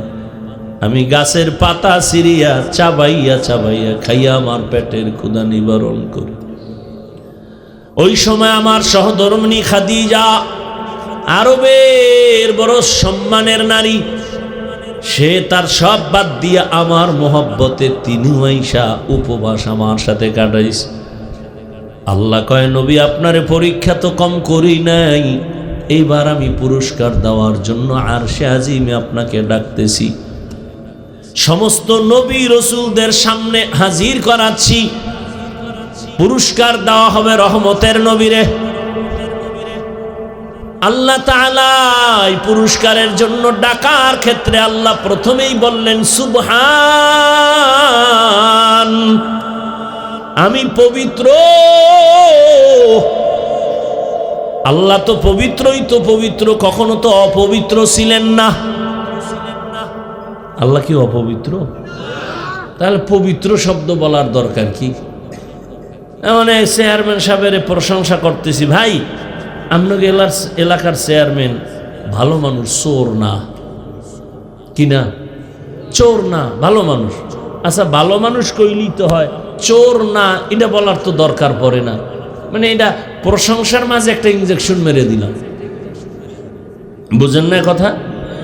আমার আল্লাহ তো সব সময়ের জন্য পবিত্র, তাহলে কথা বলবেন কেন সুবহান? শাইখুল হিন্দ মাহমুদ হাসান দেওবন্দি রহমতুল্লাহ আলাইহি বলেছেন, এখানে অপবিত্রতার ক্ষেত্রে সুবহান শব্দ না, বরং কমজোরির ক্ষেত্রে সুবহান। বলে তোমাদের যত কমজোরি আছে আমি আল্লাহ এর থেকে পবিত্র। তোমার খানার কমজোরি আছে, আমি আল্লাহর খানার কোনো দুর্বলতা নাই। রহমতের নবী না খাইলে দুর্বল, না ঘুমাইলে দুর্বল, আমি মাওলাই দুর্বলতা থেকে পবিত্র।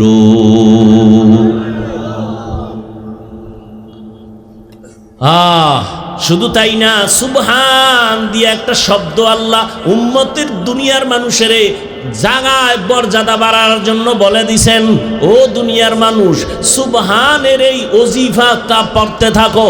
যদি তুমি পড়তেই পারো, তোমার এই ওজিফার দ্বারা তোমার জীবনটাকে আল্লাহ পবিত্র বানায় দিবেন। এই জন্য আমরা যখন নামাজে দাঁড়াইয়াই বলি সুবহানাকা আল্লাহুম্মা, বলি না সুবহান।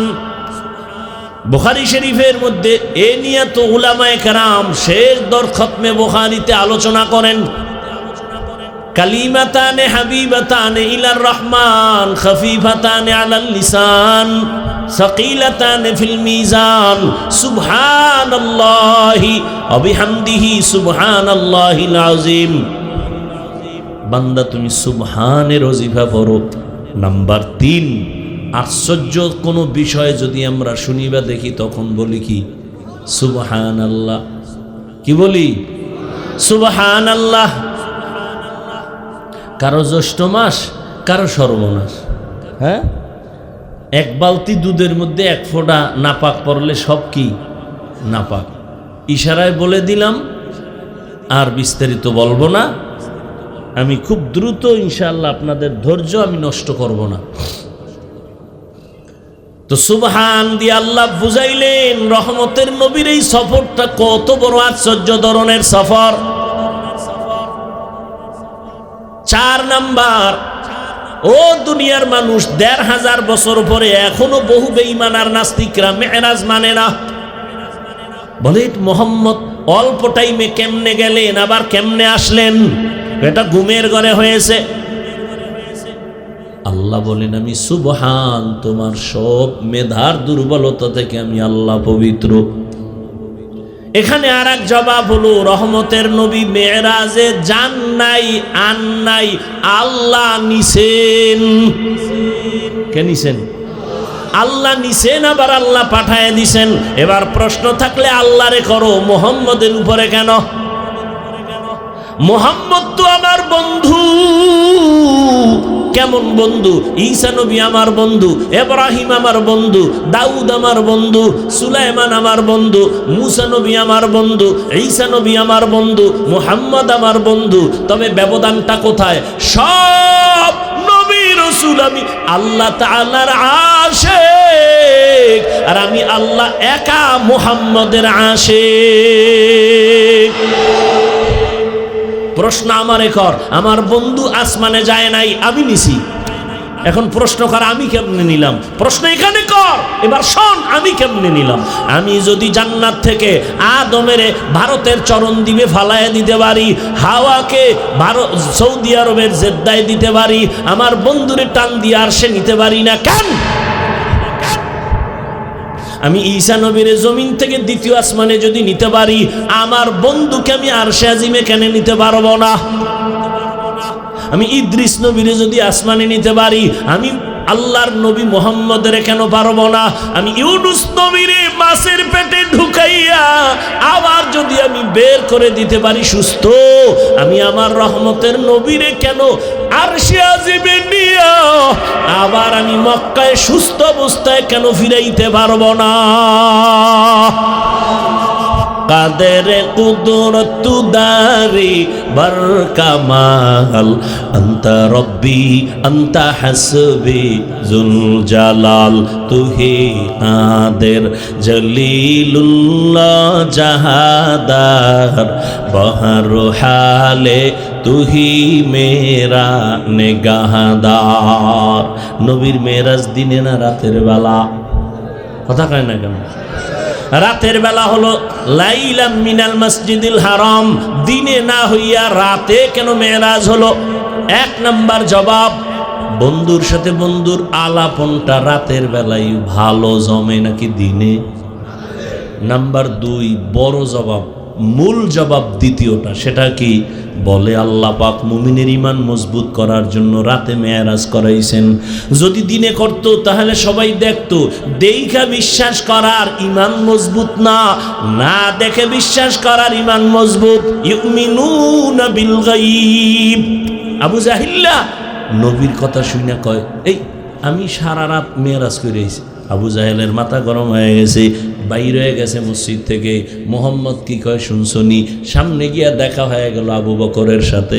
শুনছ আবু বকর? কি মোহাম্মদ পাগল হয়ে গেছে। কেন? এই রাতের মধ্যে বলে 7 আসমান ঘুইরা বাইতুল মাকদিস, যেখানে 1 মাস লাগে যাইতে, এই ঘুরে টুরে বলে অল্প টাইমে আইছে। আবু বকর কয়, কে কইছে? মোহাম্মদ। আবু বকর কয় না, তা না আমি একটু জিগায় লই। আবু বকর এ না কয়, মোহাম্মদ বলছে। বলে সত্যি? বলে হ্যাঁ সত্যি। মানো মানো না? আমি আবু বকর মেনে নিলাম। না দেখে মেরাজের বিশ্বাসের উপর ঈমান দুর্বল না মজবুত? গোটা দুনিয়ার মুমিনের ঈমান মজবুত করো। না দেখে বিশ্বাসের ঈমানটা মজবুত। আমরা আসমান দেখি, আল্লাহকে না দেখে বিশ্বাস করেছি, ঈমান মজবুত। নবীকে দেখি নাই, ঈমান মজবুত। জান্নাত দেখি নাই, বিশ্বাস করি, ঈমান মজবুত। জাহান্নাম দেখি নাই, বিশ্বাস করি, ঈমান মজবুত। কিয়ামত দেখি নাই, পুলসিরাত দেখি নাই, বিশ্বাস করি, ঈমান মজবুত। এই জন্য আমাদের ঈমান পাকা মজবুত, আমরা মুমিন। এই জন্য অন্য নবীর উম্মতের তুলনায় আখিরি নবীর উম্মতের মর্যাদা অনেক বেশি। আল্লাহ পাক রব্বুল আলামিন মেরাজ শুরু করাইতে গিয়া বললেন, আল্লাযী আসরা বিআবদিহি লাইলাম মিনাল মাসজিদিল হারাম। মেরাজ শুরু হলো মসজিদ থেকে, বাইতুল্লাহ থেকে। ঠিক না? বাইতুল্লাহ থেকে মেরাজ শুরু। কেন? বান্দা তোমার মেরাজও মসজিদ থেকে শুরু করতে হবে।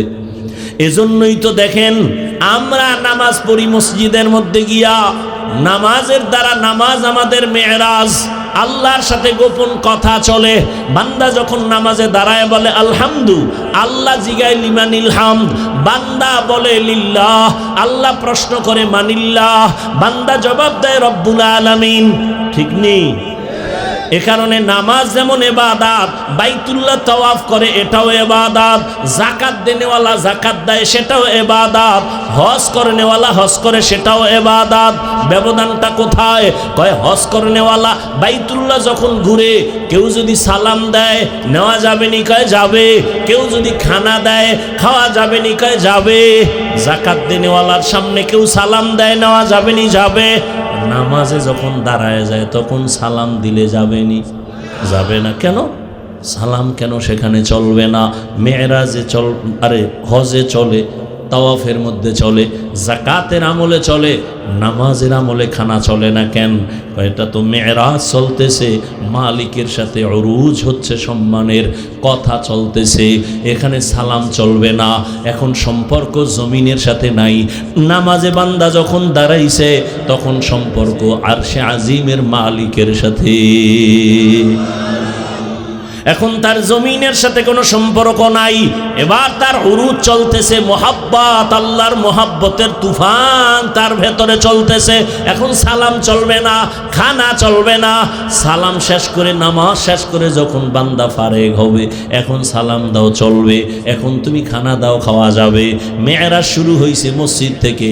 তোমার আমার মেরাজের মূল ফল হলো নামাজ 5 বেলার। এটাও তোমার কায়েম করবা মসজিদে গিয়া।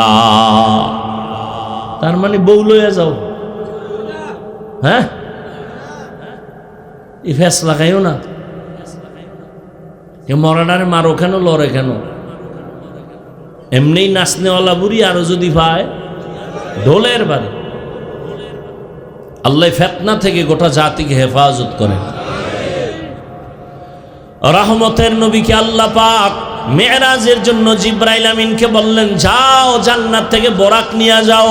হুয়া হুকুম জিব্রাইল কো ইউশতাব, बोराके के जन्नत से कर इंतखाब, सजा उसको ज़ोर से तू ताबा पा, फिर उसको तू काबा में ले करके जा। রহমতের নবীরে নিয়ে আসলেন, নেওয়ার জন্য বোরাক নিয়ে আসলেন জিবরাইল বাইতুল্লাহর কিনারায়। এখানে নবীকে ঈশা, নবী ছিলেন ঘুমের মধ্যে, নবীকে সজাগ করার জন্য জিবরাইল হাজির। নবী কোথায় ছিলেন? বলে 3 জায়গার কথা। নবী চাচাতো বোন উম্মে হানির ঘরে ঘুমান, কেউ বলে না নবী হাতিমে কাবায় ঘুমান্ত, কেউ বলে না নবী শিয়াবে আবু তালিবের মধ্যে ঘুমান্ত। এগুলোর সমাধান আছে, বলার সুযোগ নাই। রহমতের নবীকে যখন সজাগ করতে গেলেন, জিবরাইল আমিন ঘরের ছাদের মাঝখান দিয়ে নিচে নামলেন। নবীজি ঘুমান্ত। জিবরাইল আমিনের 600 নূরের পাখা নবীজির মাথায় স্পর্শ করে না, শরীর স্পর্শ করে না। জিবরাইলের নূরের পাখা রহমতের নবীর পা মোবারকের পাতায় স্পর্শ করলো। নবী সজাগ হয়ে গেলেন। রহমতের নবী সজাগ হইয়া তাকায় দেখে জিবরাইল এখানে হাজির। নবী ওইটা প্রশ্ন করলেন, ও ভাই জিবরাইল কেন আসলেন?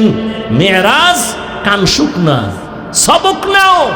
ঘুমের মানুষ কেমনে সজাগ করবা? রহমতের নবীর সবক দিয়া দিলেন।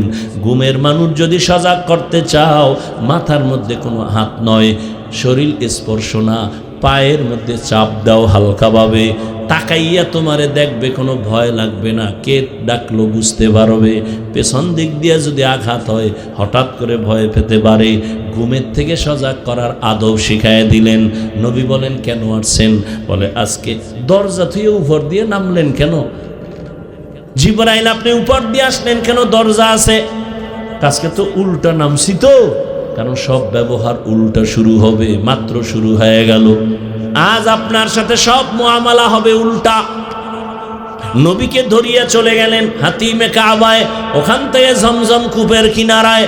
রহমতের নবী বলেন, আমাকে জমজম কূপের কিনারায় নিয়ে চিৎভাবে শোয়াইয়া আমার বুকটাকে চিরলেন। এরপরে কলবটাকে বের করিয়া স্বর্ণের পেয়ালার মধ্যে রাখলেন, জমজমের পানি দিয়া ধুইয়া এবার ভেতরে দিয়া হালকা চাপ দিলেন। আবার আমি দেখতেছি, সব কিছুই বলি না। আমার মাথার কিনারায় 70,000 ফেরেশতা, আমার ডানে 70,000 ফেরেশতা, আমার বামে 70,000 ফেরেশতা, আমার সামনে 70,000 ফেরেশতা। আমি সজাগ হয়ে দেখি আমার বুক ঠিক আছে, সেলাই লাগে নাই, রক্ত যায় নাই, ব্যথাও পাই নাই। এটাকে এখন বলি ওপেন হার্ট সার্জারি। এই দুনিয়ার চিকিৎসার বিজ্ঞানীরা, তুমি ওপেন হার্ট সার্জারি করে লাভ দিও না। আমার আল্লাহ কয়, আমি আমার রসুলকে 4 বার ওপেন হার্ট সার্জারি করেছি, অতএব বাহাদুরি আল্লাহ করবে, তুমি বান্দার কোনো বাহাদুরি নাই। বলার সময় নাই, বহু ঝামেলা চলতেছে ধর্ম নিয়ে বাংলাদেশে। ঘুমাইয়া স্বপ্নে দেখি কে যেন স্বপ্নের মধ্যে বলে, নবীর কলবটা কি নাপাকনি? কেন? কথা হলে ধুইল কেন? বুঝেননি কথা? ঘুমের মধ্যে দেখছি, সজাগ না, স্বপ্নে কে জানি কয় নবীর কলবটা নাপাকনি, ধুইল কেন? আচ্ছা আমাকে একটু জবাব দেন, যেহেতু বইলেই ফেলাইছি। নবীজি অজু করতেন না করতেন না? বলেন। নবী গোসল করতেন? অজু আমরা করি না কেন? পবিত্র হওয়ার জন্য, তাই তো? নবী নাপাক, তো অজু করলেন কেন? নবী নাপাক, তো গোসল করলেন কেন? এই প্রশ্নের যেই জবাব, রসুলের কলব ঝমঝম দিয়ে ধুইলেন কেন, ওই প্রশ্নের সেই জবাব। আরো জবাব আছে, ধৈর্য তো শেষ। আমারটাও শেষ, আমনে গোটাও শেষ। ভাইয়েরা আমার,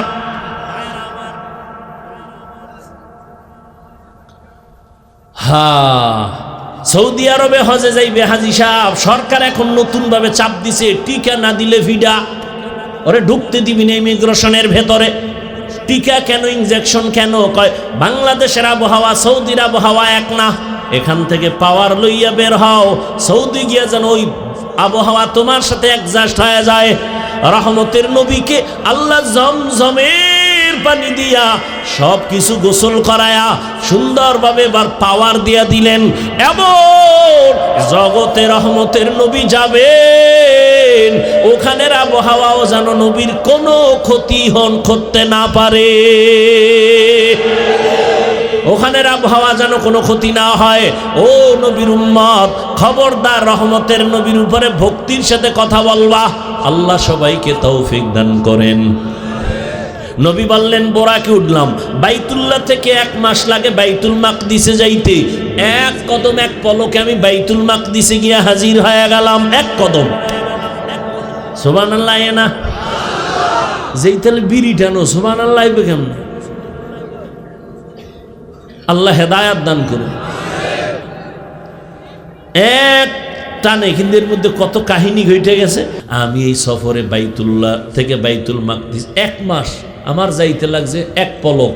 এর মধ্যে মদিনায় নামছি, নামাজ পড়ছি, মুসা নবীর এলাকায় দেখছি।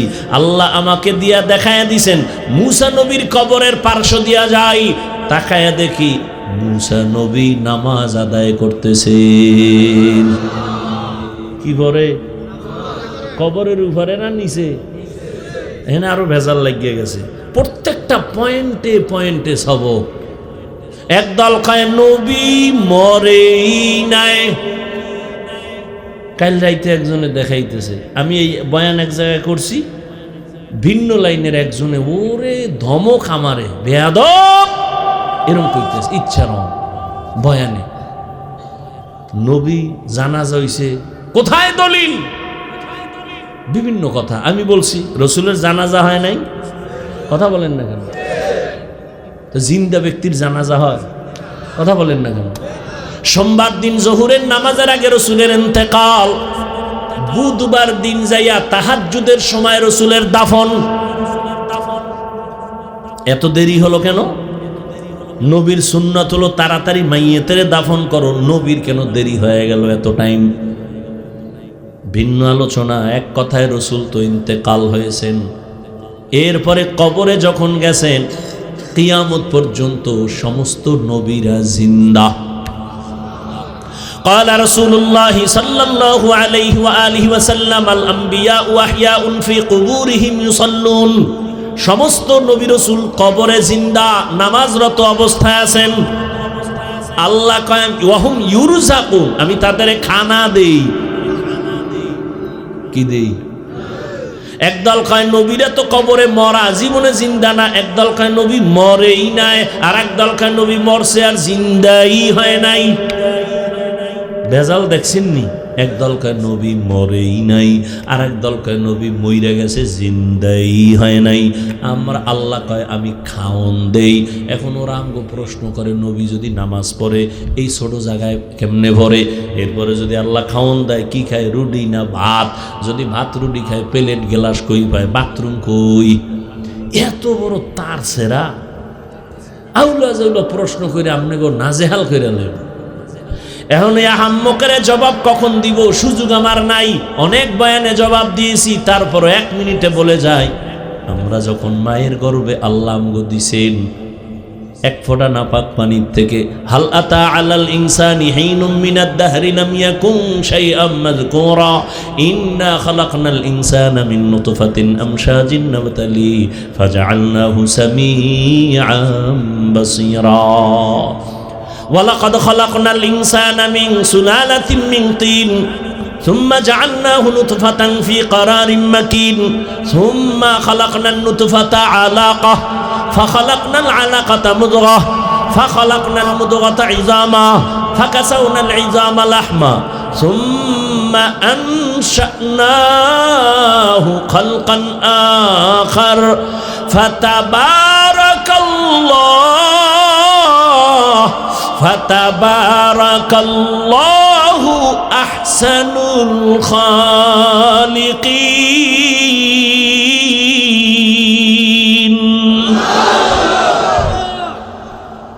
ব্যাখ্যা দেওয়ার সুযোগ নাই। মায়ের গর্ভে যখন বাচ্চা আসে, যেদিন 40 দিন নাপাক পানিটা রক্তের পিণ্ড, আবার 40 দিন পরে এই পিণ্ডটা গোশত, আবার 40 দিনের মেহনত চলে, মেহনতের পরে আবার হাড্ডি, এর উপরে গোশত, এভাবে 40-40-এর মেহনত চলে। 40-এর সিল্লা কয়। মায়ের গর্ভে বাচ্চার চিল্লা দিলে দেহের উন্নতি হয়, আর দুনিয়াতে বান্দা আল্লাহর পথে চিল্লা দিলে রুহের উন্নতি হয়। চোখে কালা রঙের আয়না লাগায় কয় কিও কেয়ামত হইল নি? কেন কয় বাতি কালো কেন? একজনে কয় তোর চোখে গজব লাগছে রে, কেয়ামত বহুত দূর, তোর চোখে গজব লাগছে, চিকিৎসা কর। এই শাহরাস্তির মুসলমান, বাপের বেটা হয়ে থাকলে আমার 3টা প্রশ্নের জবাব দাও। বাঘের বাচ্চার মতো দিবা, তাল মিলাবা না, সত্য কথাটা স্বীকার করবা, মানো আর না মানো। আমাকে বলো, তাবলিগের দ্বারা এই দেশে মুসলমানের ইসলামের কি ক্ষতি হয়েছে বলো? আর উপকার পরে কও, এটা আমি বুঝি না। ক্ষতি হয়েছে কি সেইটা কও। হয় নাই? নাম্বার 2, চরমনাই উজানি এরকম যারা আহলে হক পীর আছে নাই, বলো এদের দ্বারা বাংলাদেশে ইসলামের কি ক্ষতি হয়েছে? হয় নাই? নাম্বার 3, কওমির দ্বারা কিছু হয়েছে? হ্যাঁ, কওমি মাদ্রাসা দেওবন্দির দ্বারা ইসলামের কি ক্ষতি হয়েছে বলো? হয় নাই? সবাই একমত? তাহলে দরজা আটকায় বাসায় গিয়ে কানে ধরে 3 বার উঠবা আর বসবা। জীবনে আর কোনোদিন তাবলিগের বিরুদ্ধে কথা বলবা না, চরমনার বিরুদ্ধে কথা বলবা না, উজানির বিরুদ্ধে কথা বলবা না, কওমির বিরুদ্ধে কথা বলবা না। আর যদি মনে করো হ্যাঁ হইছে, খালি আমারে সাইজ কর, বুঝায় লাইনে নে, মাঠ গরম বানায় এলাম একদিনে, খালি বুঝা আমারে যে তাবলিগে ঝামেলা আছে বুঝাই দে। তবে গাঞ্জা খাইয়ে বুঝাইস না, খবরদার। বিরোধিতা কেন? চরমনের বিরোধিতা কেন? উজানির বিরোধিতা কেন? কওমির বিরোধিতা কেন? তাবলিগের বিরোধিতা কেন? কি বুঝাতে চাও? তোমার দাড়ি নেই, টুপি নেই, নামাজ নাই, বিড়ি টানো, গাঞ্জা খাও, একটা লোক তোমার কথায় বুঝায় বুঝায় পারছো দাড়িওয়ালা বানাইতে, নামাজি বানাইতে, দিনদার বানাইতে, তো বিরোধিতা করো কেন? কি সমস্যা কি? ওরা খারাপ না, মূলত তোমার অন্তর খারাপ, তোমার দিমাগ খারাপ, তোমার কলব খারাপ। আল্লাহ হেদায়াত দান করুন। মায়ের গর্ভে আল্লাহ যখন বাচ্চা দেয়, রুহু আসেনি? রুহু বলো, রুহু আসলে বাচ্চা জিন্দা না মরা? জিন্দা। সহজ কথা ভাই, আমি পেঁচ গোজের রস কম করি, সহজ কথা। তো জিন্দা হইলে বাচ্চার ক্ষুধা লাগেনি? আল্লাহ খানা দেয়নি? রুটি না ভাত? ও সময় কেমনে খায়? বাচ্চার তো বাথরুম হয়, খাইলে পেট ভরে তো বাথরুম লাগে। মায়ের গর্ভে কেমনে খায়, কেমনে খায়, কেমনে বাথরুম করে? এই প্রশ্নের জবাব যেদিন দিবি, নবীরা কেমনে কবরে খায় সেদিন সেই জবাব দিব। নিমক হারাম ইসলামটাকে শেষ করে দেওয়ার ষড়যন্ত্র। আল্লাহ হেদায়াত দান করুন। ভাইরা আমার, আর একটু সামনে যাই, অল্প টাইম। আল্লাহ তাআলা রব্বুল আলামিন রহমতের নবীকে নিয়ে গেলেন। নেওয়ার ক্ষেত্রে আল্লাহ পাক এখানে একটা শব্দ বলছেন, সুবহানাল্লাযী আসরা বিআবদিহি। কোরআন শরীফ এমন একটা দামি কিতাব, যেই কিতাবের মধ্যে আল্লাহ পাক এত দামি যে দেখলে সওয়াব, ধরলে সওয়াব, পড়লে সওয়াব। সেই কোরআনে আমার আল্লাহ নবীদের নাম নিয়ে ডাকছেন, ইয়া নূহ, ইয়া মূসা, ইয়া ইব্রাহিম, ইয়া ঈসা ইবনে মারইয়াম, নাম ধরছেন না? কিন্তু আমার নবীর নাম ধরে আল্লাহ কোরআনে একবারও ডাকেন নাই। নবীকে আল্লাহ একবারও নাম ধরে ডাকেন নাই। তবে দামি দামি অলংকার যুক্ত শব্দ দিয়া নবীরে সম্বোধন করছেন। ইয়া আইয়ুহাল মুজাম্মিল কুমিল লাইলা ইল্লা কালিলা, ইয়া আইয়ুহাল মুদ্দাসসির কুম ফাআনজির ওয়া রাব্বাকা ফাকাব্বির, ইয়াসিন, তাহা, হামিম। নবীরে আল্লাহ উপাধি দিয়েছেন দামি দামি। নবী রহমাতুল লিল আলামিন, ইমামুল মুরসালিন, খাতামুন নবিয়্যিন, নবী খুলুকে আজিমওয়ালা, নবী কাউসারওয়ালা। আমার নবীর এত সুন্দর সুন্দর উপাধি, নবী সিরাজাম মুনিরা, নবী বাশীরা ওয়া নাযীরা। আল্লাহ নবীর নাম ধরেন নাই, কিন্তু এমন এমন শব্দ বলছেন যা ব্যাখ্যা ছাড়া বুঝে আসে না। অনেক দামি শব্দ, কিন্তু দুঃখ, অনেক বড় দুঃখের কথা। মেরাজের ক্ষেত্রে আমার আল্লাহ নবীকে রসুল বলে ডাকলেন না, নবী সম্বোধন করলেন না, রহমাতুল্লিল বললেন না, নবী কাউসারওয়ালা বলে ডাকলেন না। নবী এমন একটা শব্দ বলছেন নরমাল। কি বলছেন? কয় বান্দা। কি বলছেন? এটা কত নরমাল। হিন্দুরাও আল্লাহর বান্দা, ইহুদিরাও আল্লাহর বান্দা, খ্রিস্টানেরাও আল্লাহর বান্দা, আমরাও আল্লাহর বান্দা, বিড়ি টান্নেওয়ালারাও আল্লাহর বান্দা। আমার নবীরও আল্লাহ কয় বান্দা। এত নরমাল শব্দ কেন বললেন? এর চারটা জবাব, একটা দিয়ে মোনাজাত দিল। কয় জবাব? প্রশ্নটা বুঝেন তো। নবীজির এখানে রসুল বলে ডাকলেন না, নবী বলে ডাকলেন না, ইমামুল মুরসালিন বললেন না, খাতামুন নবিয়্যিন বললেন না। এখানে বললেন কি? বান্দা। নরমাল শব্দ কেন বললেন? চার জবাবের প্রথম জবাব, আমার নবী নিজেরে বান্দা বলতে তৃপ্তি পান। নবী বান্দা বললে খুশি। আম্মা জান আয়েশা জিগায়, আপনি এত ইবাদত করেন কেন? নবী জবাব দেন, আফালা আকুনা আবদান শাকুরা। ও আয়েশা, আমি কি আল্লাহর প্রিয় বান্দা হব না? আমি কি কৃতজ্ঞ বান্দা হব না? বান্দা বলতে কত মজা পান আমার নবী। এই জন্য আমার আল্লাহ পাক নবীরে বান্দা বলে ডাকছেন। নবী নিজেরে বান্দা বললে বড় খুশি। এবার দৌড়ে যাই মেয়েরাজে। রহমতের নবী যখন আল্লাহর কাছে হাজির হয়ে গেলেন, আল্লাহ জিগায়, নবী কি নিয়ে আইছেন? নবী বলেন, আমি তিন জিনিস নিয়ে আইছি, আত্তাহিয়াতু লিল্লাহ ওয়াস সালাওয়াত ওয়াত তাইয়্যিবাত। আল্লাহকে আপনারও তিনটা দেই। আসসালামু আলাইকা আইয়ুহান নবী ওয়া রাহমাতুল্লাহ ওয়া বারাকাতুহু। বুঝেননি? নবীকে আমি একা নিব কেন? আসসালামু আলাইনা ওয়া আলা ইবাদিল্লাহিস সালিহিন। আল্লাহ কয় ফেরেশতারা সাক্ষী দাও। ফেরেশতারা এবার সাক্ষী দেয়, আশহাদু আল্লাহ ইলাহা ইল্লাল্লাহ। ফেরেশতারা চুপ। এই চুপ কেন? আমারটা কইলা, আমার বন্ধুরটা কইবে না? হ্যাঁ। এবার ফেরেশতারা বলে আশহাদু আন্না মুহাম্মাদান। মুহাম্মাদান কয়ে বইরিস কও না। কি কম?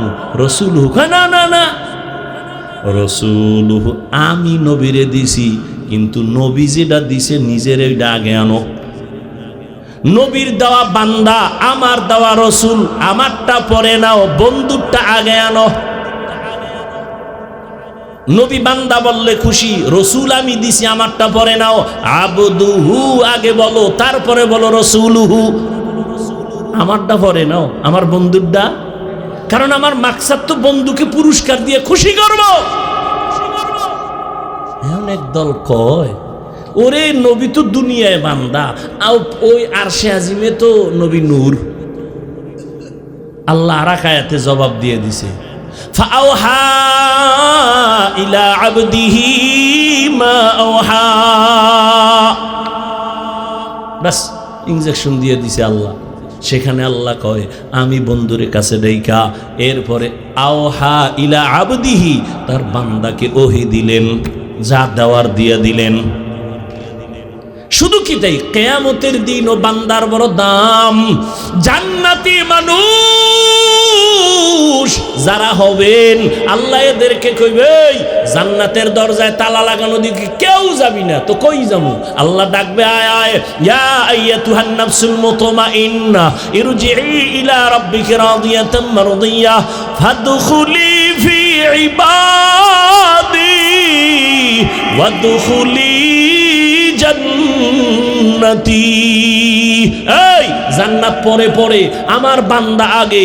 আমার প্রিয় বান্দাদের মজলিস ওখানে আরশে আজিমের নিচে, ওখানে আমার কলিজার বান্দারা বসা, সাদিকিন বসা, সলিহিন বসা, ওখানে উলুল আমর বসা, আহলে জিকির বসা, ওখানে আউলিয়ারা বসা। ওখানে আগে যাবি, এরপরে তাদের সহ জান্নাতে যাবি। আগে জান্নাত না আগে বান্দা? বলেন না কেন? বান্দার মূল্য না বেশি না কম? অনেক বেশি, অনেক বেশি। এরে নবী বান্দা কেন আল্লাহ বললেন? 2 নাম্বার কারণ, আল্লাহর সাথে বান্দার সম্পর্ক হওয়ার মূল মাধ্যম হলো ইবাদত। ইবাদত যে করে সে বান্দা, যার ইবাদত করে তিনি হলেন মাবুদ, আল্লাহ হলেন মাবুদ। মাঝখানে সম্পর্ক ইবাদত, আমরা যারা করি তা আমরা হলাম বান্দা।